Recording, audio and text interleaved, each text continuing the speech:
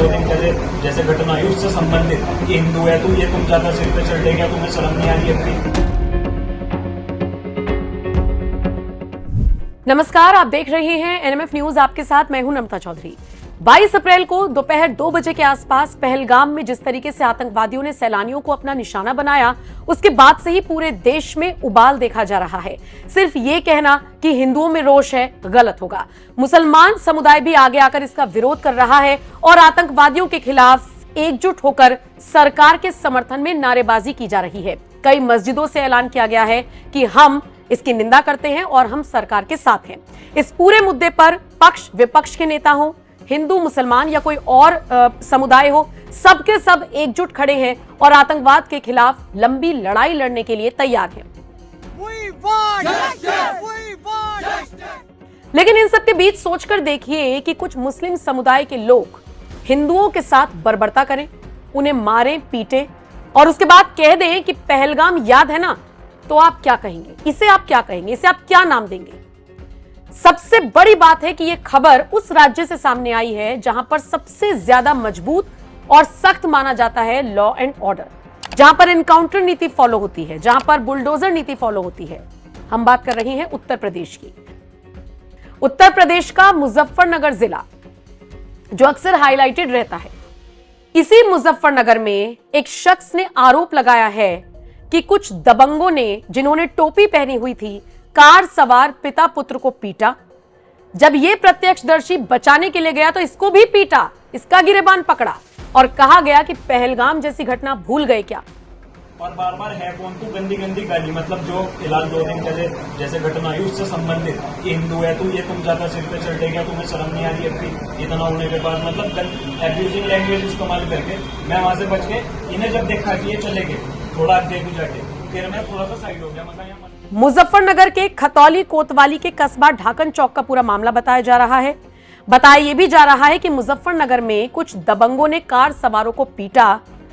और कार सवारों को क्यों पीटा, क्यों उनकी पिटाई हो रही थी, यह जानने के लिए जब एक जागरूक नागरिक, सोचिए, अपनी जान को जोखिम में डालते हुए उनके बीच में पहुंचा और पूछने की कोशिश की कि आप इनको क्यों मार रहे हैं, इन लोगों ने क्या गलती की है, तो सामने से जवाब आया कि तुम यहां से निकल जाओ, तुम्हारी कोई गलती नहीं है, इन्होंने शराब पी रखी थी इसलिए हम इनको पीट रहे हैं।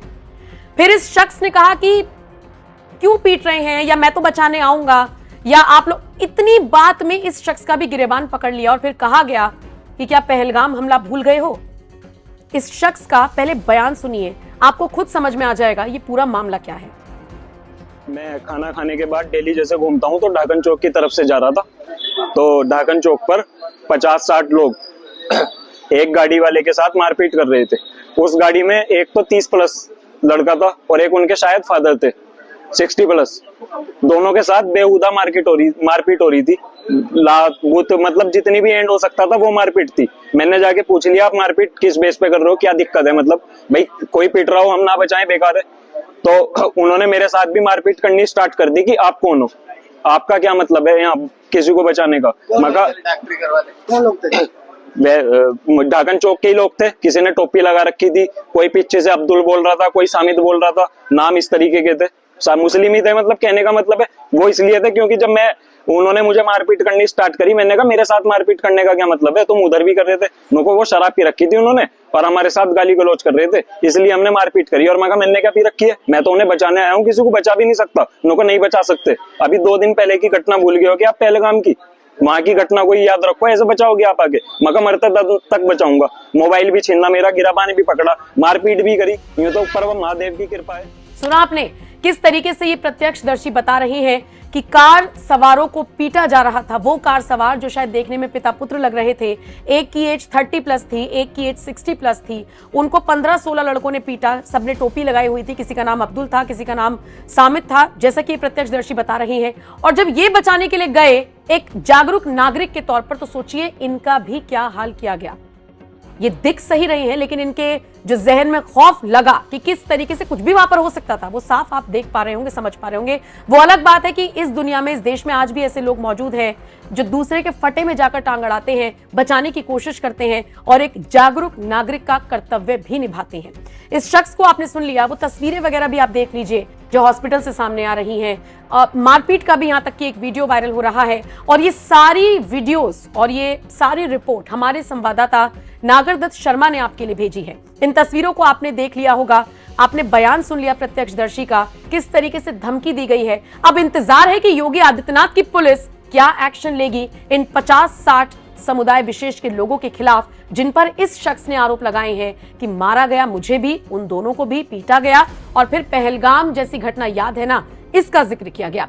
फिलहाल इस खबर को आपके लिए छोड़कर जा रही हैं, जैसा कि मैंने बताया, मुजफ्फरनगर से हमारे संवाददाता नागरदत्त शर्मा ने आपको ये रिपोर्ट भेजी है। आप इस रिपोर्ट पर क्या राय रखते हैं, कमेंट करके अपनी राय हमें जरूर दीजिएगा। नमस्कार। झगड़ा करने की कोशिश करते हैं। क्या नाम है? अक्षय नाम है जी। अक्षय जी, क्या मामला मारपीट के सामने आया? सर मैं अपने रेस्टोरेंट से गांव में जा रहा था, सटेडी गांव पड़ता है मेरा पास में।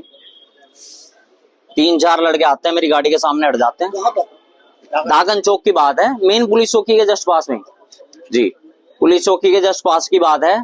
और वो मुझसे बोलते हैं, उल्टी सीधी बातें करते हैं, गाली गलौज करते हैं, सांप्रदायिक बातें करते हैं। और वो बोलते हैं कि भाई तुम्हारी अभी निकली है, 2 दिन बाद ये मुद्दा हुआ, ये सारी चीजें हुई, ये तुम्हारी समझ में नहीं आया अभी तुम्हें बताते हैं क्या है। तो 10-15-20 लोग जो है गाड़ी पे पथराव वगैरह, पत्थरबाजी करी, मेरा सिर फोड़ दिया, देखो ये रहा। और मेरी गाड़ी पे पथराव वगैरह, आगे का पीछे का शीशा फोड़ दिया।